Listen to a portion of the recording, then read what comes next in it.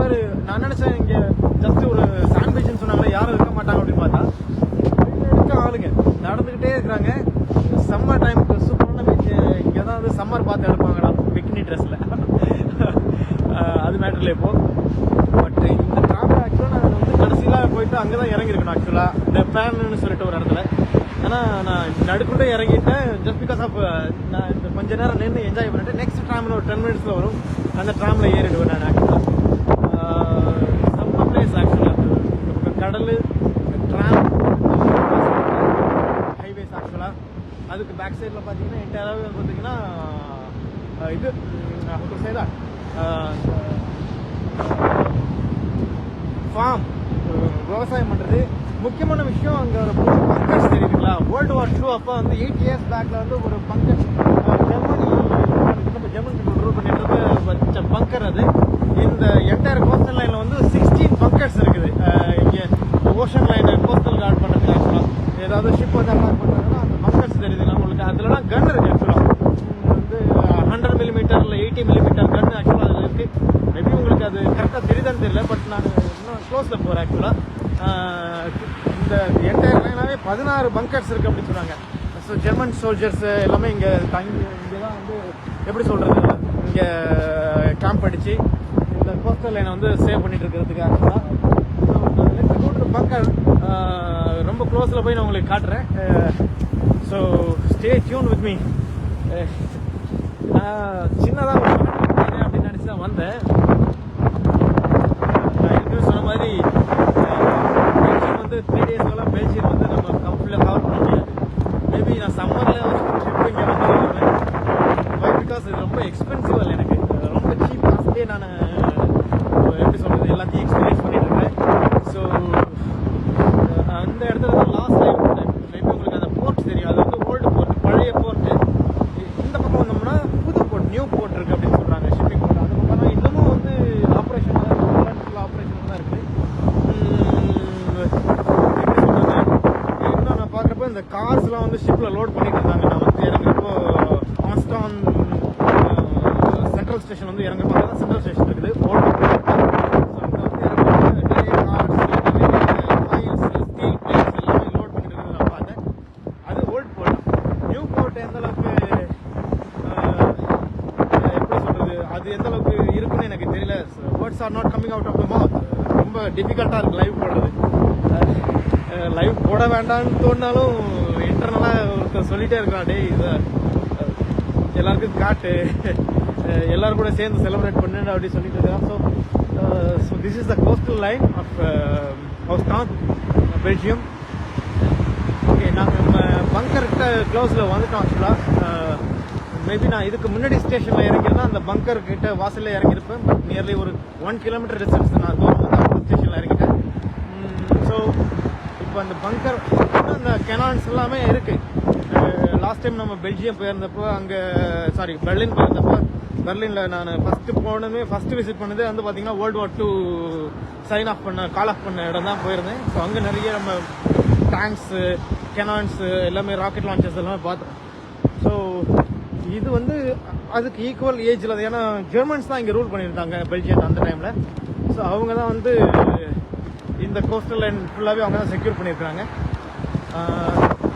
ரொம்ப அமேசிங்கான ஒரு பீச் ஆக்சுவலாக. மேபி நான் இந்த டைரக்ஷன் பார்க்கலாம். கோல்டு ஹெவி கோல்டு ரொம்ப சிவியர் கோல்டாக இருக்குது ஆக்சுவலாக. -3 டிகிரி. நான் கொஞ்சம் வெயில் வரும் கொஞ்சம் டெம்பரேச்சர் இன்னும் கொஞ்சம் டீப்பாக தான் போயிட்டு இருக்குது. ஸோ வந்துட்டோம். இந்த இடத்துல வந்து பார்த்தீங்கன்னா சொல்கிறோம் வந்து அது ஒரு பங்கர் மேலே ஒரு பில்டிங் மாதிரி இருக்கு இல்லையா. அது வந்து World War II டைமில் வந்து செட் பண்ண பங்கர். அது ஒரு பங்கர் இஸ் நத்திங் ஆக்சுவலாக. ஃபுல்லாக ஆர்மரி தான். ஃபுல்லாக சோல்ஜர்ஸ்லாம் இருந்துக்கிட்டு இந்த கோஸ்டல் லைனை சேவ் பண்ணுறதுக்கு அங்கே இருந்து ஃபைட் பண்ணுறதுக்கும் டிஃபெண்ட் பண்ணுறதுக்கும் உள்ள இடம் தான் அது.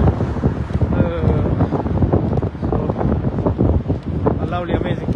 எனக்கு இங்கே ஒரு 3 பங்கர் கிளியர் வியூவில் இருக்குது. உங்களுக்கு தெரியுதான்னு தெரியல. அந்த பங்கரில் வந்து பார்த்தீங்கன்னா கெனான்ஸ் இருக்குது பாருங்க. அமேசிங். நான் இன்னும் கொஞ்சம் க்ளோஸ் ரேஞ்சில் போய் நான் உங்களுக்கு காட்டுறேன். பக்கத்தில் போக முடியும் ஆக்சுவலாக. ஆனால் இங்கே ரோடு கிராசிங் ஜெப்ரா இல்லை இங்கே ஆக்சுவலாக. நான் பக்கத்தில் போய் கூட காட்டுவேன். லவ்லி. அதில் வந்து பார்த்தீங்கன்னா அந்த பங்கரில் பார்த்தீங்கன்னா கிளாஸ் போட்டு வச்சுருக்காங்க. அது ஃபுல்லாக வந்து சோல்ஜர்ஸ் உட்காந்துக்கிற மாதிரி ஆப்ரேட் பண்ணுற மாதிரி ஆக்சுவலாக ஒரு செட்டப் இருக்குது.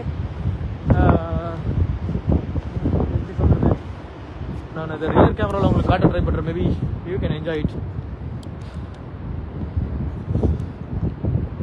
ஜூம் பண்ண முடியல, பட் அது ஒரு கெனான், அங்கே ஒரு கெனான், அதுக்கப்புறம் வந்து கண்டினியூவாக 3-4 கெனான் இருக்குது. மேலே ஒரு டேங்க் இருக்குது. ஆஹா, oh lovely. So go back to station போயிட்டு நான் அடுத்த கொஞ்சம் கீழே இறங்கி போய் இடத்துல நடந்து போகிறாங்க இல்லையா, உங்களுக்கு அங்கே போய் நான் என்ஜாய் பண்ணிக்கிறேன். கொஞ்சம் அந்த ஃபேன் பீச்சை நான் வந்து என்ஜாய் பண்ணிவிட்டு அந்த ட்ரெயின் வரதுக்கு எனக்கு ஒரு 5 to 6 minutes டைம் இருக்குது. அந்த 6 minutes நான் வந்து இங்கே என்ஜாய் பண்ணிவிட்டு நான் அடுத்த ட்ராம் ஏறி நான் நியூ போர்ட்டுக்கு போயிட்டு திரும்ப எகைன் இதே லைனில் தான் வருவேன். நான் இங்கே இந்த ஹோஸ்டான் வந்தது காரணமே என்னென்னா இந்த ட்ராம் லைனில் வந்து ட்ராவல் பண்ணணும். ஜஸ்ட் இமேஜின் கோஸ்டல் லைனில் இப்படி நான் நினச்சேன் ஈஸியாக ரோட்டில் பார்த்தீங்கன்னா கூட பஸ்ஸில் போகிறப்ப கொஞ்சம் கொஞ்சம் தான் கடல் தெரியும். இடையில கிராமம், வீடு, மணல் வீடு, காடு, சவுண்ட் காடு அந்த மாதிரிலாம் வந்துடும். பட் இது அப்படி கிடையாது. என்டையராகவே கிளியர் ஓப்பன் வியூ. ட்ராம் அங்கேருந்து ஒரு நியூ போர்ட்லேருந்து ஒரு ட்ராம் வந்துருக்கு.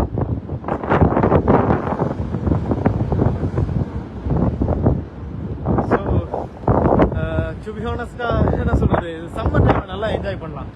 வின்டர் தான் ஒரு கொஞ்சம் காம்ப்ளிகேட்டடாக இருக்குது. பட் ஓகே, நான் நல்லா என்ஜாய் பண்ணிட்டு இருக்கேன். It's really happy new year for me.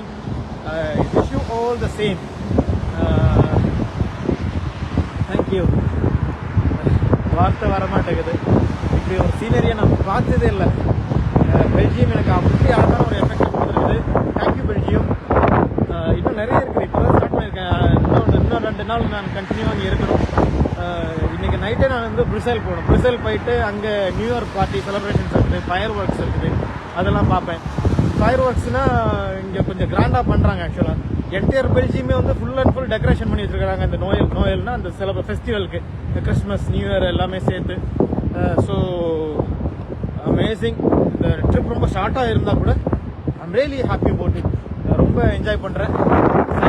இறங்க போகிறேன். ஷூவோட தான் இறங்கிட்டு இருக்கிறேன். வெறும் காலில் பேர் ஃபுட்டில் இறங்குறது ரொம்ப கஷ்டம். ஏன்னா மணலே ஃப்ரீஸ் ஆகிருக்குது. மணலே சுத்தமாக ஃப்ரீஸ் ஆகிருக்கு ஆக்சுவலாக. ஸோ அந்த அதில் பார்த்தீங்கன்னா ஃபுல்லாக தடுப்பு சவர் மாதிரி நிறைய கட்டியிருக்காங்க. மேபி இதுக்கு அடியில் டனல் போனாலும் போகிறதுக்கு, டனல்லாம் கூட போகிறதுக்கு வாய்ப்பு இருக்குது. ஸோ நான் அந்த எண்டு வரைக்கும் போயிட்டு கொஞ்ச நேரம் அங்கே ரிலாக்ஸ் பண்ணிவிட்டு then I will back to train, back to the tram. I supposed to go forward to new port and then I will come back to old port. Ostend Central Railway Station வந்து அங்கேருந்து ப்ரூசே போகிறேன். ப்ரூசேலேருந்து ஒரு 2 hours spend பண்ணிட்டு தென் back to ப்ரூசேல். இன்னைக்கு night new இயரை celebrate பண்ணுவாங்க. இடையில கொஞ்சம் photos upload பண்ணுறேன். லைவ் போட தெரியல, கொஞ்சம் கஷ்டமாக தான் இருக்குது. But I'll keep trying. முடிஞ்ச வரைக்கும் நல்ல ஃபோட்டோஸ் நான் போஸ்ட் பண்ணுறேன். தேங்க்யூ. பாய்.